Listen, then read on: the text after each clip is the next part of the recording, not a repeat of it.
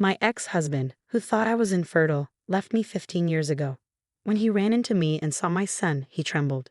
That chance encounter was just the beginning of a tumultuous journey where old secrets resurface and hidden truths come to light, challenging everything he believed about the past, present, and future.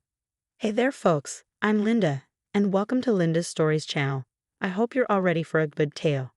So picture this. It's a sunny afternoon, and there's Catherine sitting by herself at a restaurant table by the window. She's gazing outside, enjoying the lovely day, waiting for the waiter to bring her lunch. Little did she know, a surprising encounter was just around the corner. As Catherine headed to the bathroom, she accidentally bumped into a boy walking down the hallway. She said sorry right away, but when she glanced at the man with the boy, she was shocked to see someone from her past. It was Michel, Catherine's ex-husband, whom she hadn't seen in 15 years since they divorced. Feeling a bit surprised by the unexpected meeting, Catherine felt a mix of surprise and discomfort as he came closer. However, she stayed composed and greeted him politely. Michel and Catherine had always dreamed of having children. From the start of their marriage, they tried hard to make that dream come true, but it just didn't happen. Years passed, and they still couldn't conceive. Catherine started to worry that something might be wrong and suggested they see a doctor together to figure it out and maybe try some treatments. But Michel, being stubborn, refused to go. He came from a big family and thought the problem must be with Catherine, considering his own family's fertility history compared to hers, as she was an only child. Using their family backgrounds as evidence, he started blaming her for being infertile, which only made things worse between them. Eventually, their frustrations and misunderstandings grew so much that they ended up getting divorced. Despite the scars from their past, Catherine decided to greet Michel politely, recognizing that time had passed since they last met. However, her warm attitude was met with coldness and disdain from Michel. "Are you alone?"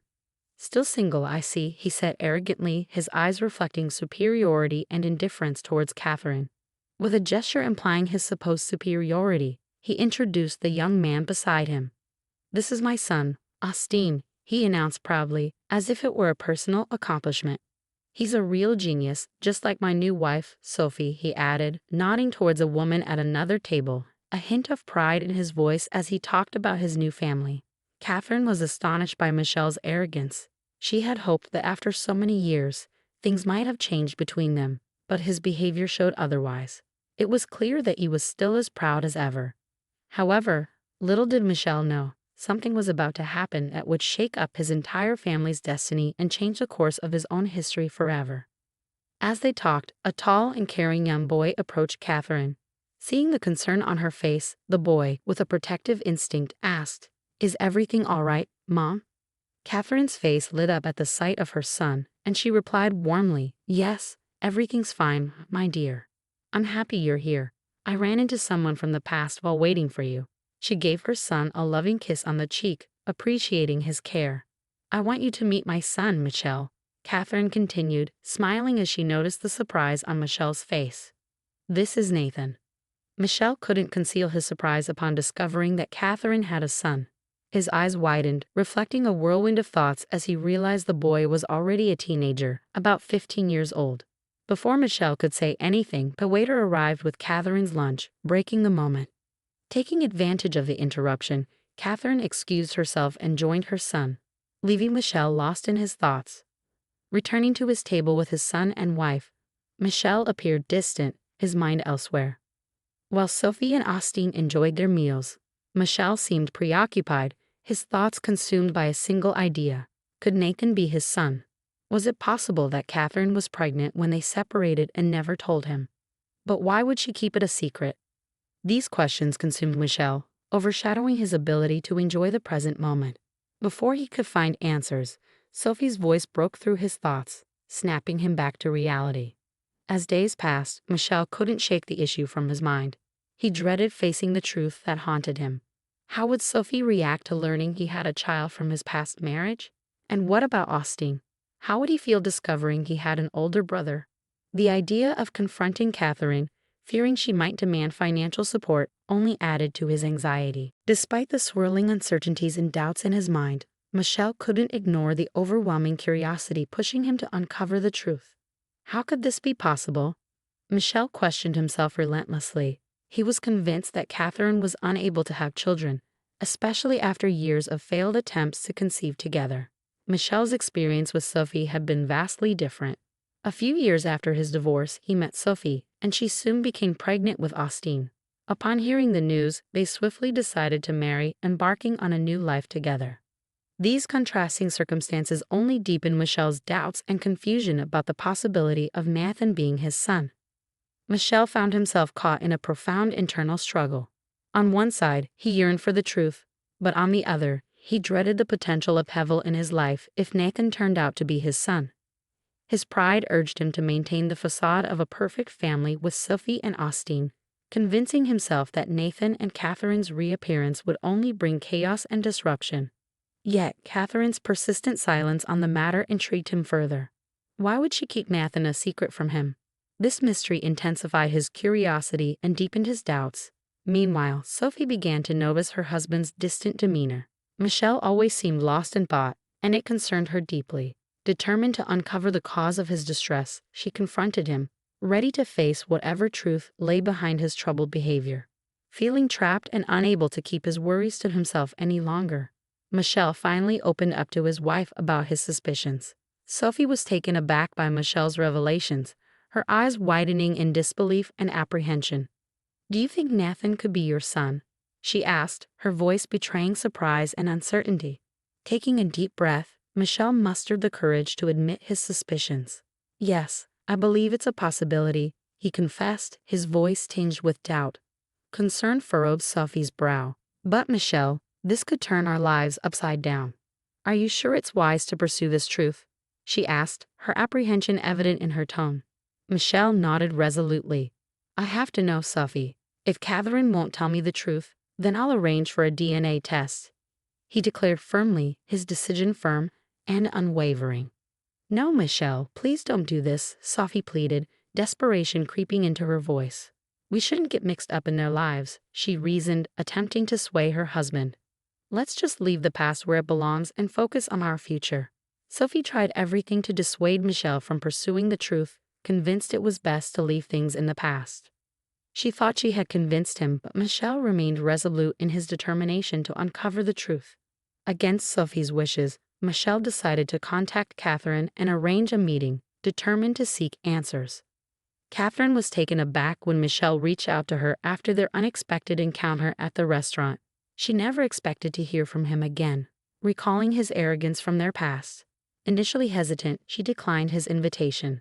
However, Michel's persistence eventually persuaded her to agree, albeit reluctantly. "Catherine, there's something important we need to discuss," Michel began, sounding unsure. "It's been weighing on my mind since our meeting at the restaurant. I've been thinking about it a lot lately, and I need to know the truth," he asserted firmly. "What's this about? What do you mean?" Catherine asked, puzzled.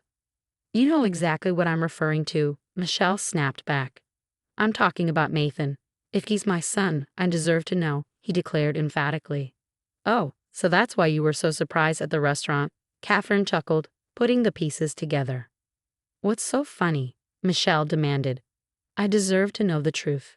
"No, Nathan isn't yours," Catherine affirmed, frustrated by Michel's insistence. Unsatisfied, Michel pressed on. "Then whose son is he?" he demanded. "You, a single mom with a 15-year-old son. He has to be mine. I just don't understand how that's possible. You were infertile." "You always jump to conclusions," Catherine shot back, annoyed by Michel's accusations. "Nathan isn't yours. I've already told you he's Gregory's son, my husband's." Michel was taken aback, and Catherine clarified. "Nathan isn't 15. He's tall like my husband, but he's actually just about to turn 14. There's no way he could be your son," Catherine asserted. "After our divorce, I went to see a doctor to figure out why I couldn't conceive and maybe explore treatment options," she explained. "But the doctor told me there was nothing wrong. I was perfectly healthy and capable of getting pregnant. And that's exactly what happened. Once Gregory and I got married, I became pregnant with Nathan, and later on, we had 2 more sons, Evan, who is 10, and Theo, who is 7. After the confrontation with Catherine and the revelation that Nathan wasn't his son, Michel felt deeply intrigued and disturbed. Catherine's words made him question everything he believed about his fertility and his relationship with Sophie. Angry and confused, Michel tried to make sense of it all. He couldn't understand how, coming from a large family, he only had one child with Sophie, while Catherine, whom he thought was infertile, had 3 children with her husband. Ultimately, Michel decided to take Catherine's advice and see a doctor. Sophie, thinking she had convinced him to move on from the past, had no idea what Michel was up to, and he couldn't anticipate what he would discover. The medical tests revealed a truth that rocked Michel to his core. He was sterile. This revelation triggered a flood of questions about his marriage to Sophie. How could he have fathered a child with her if he was sterile? This newfound knowledge cast doubt on the very foundation of their relationship. Michel spent a considerable amount of time lost in thought, contemplating the significance of this revelation and its implications for his life and his marriage to Sophie. He was faced with the daunting task of redefining his identity and role as a husband and father. Amidst the turmoil of this painful discovery, when he confronted Sophie, Michel was devastated to learn the truth about Austine. She admitted that during the early stages of their relationship, she had a brief affair with another man, resulting in her pregnancy with Austine. The revelation left Michel utterly shattered, feeling as though his entire life had crumbled around him. His pride and confidence in his fertility had blinded him to the truth for so long. Now he was confronted with a new reality that shook the very core of his beliefs about his marriage and his role as a father. Michel had to come to terms with this newfound truth. He found himself faced with the daunting task of rebuilding his relationship with Sophie on a foundation of shattered trust. Moreover, he grappled with the emotional challenge of reconciling his feelings towards Austine, knowing he wasn't his biological son but still loving him as his own child. This revelation marked a profound turning point for Michel, but he understood the necessity of forging ahead and reconstructing his life upon this newfound truth. This narrative underscores the vital role truth plays in fostering healthy and enduring relationships. Honesty, both with oneself and with others, serves as a cornerstone for nurturing mutual trust and respect. Moreover, the story serves as a poignant reminder of the importance of confronting our own biases and egos, which can obscure our perception of reality and hinder our ability to truly see those around us. Have you ever experienced a moment where the revelation of truth completely altered your perspective on something or someone in your life? If you found this story engaging, please consider liking and subscribing to the channel. Feel free to leave a comment with a number from 1 to 5 to indicate your level of appreciation for the narrative. Also, check out the video currently displayed on your screen. Until next time.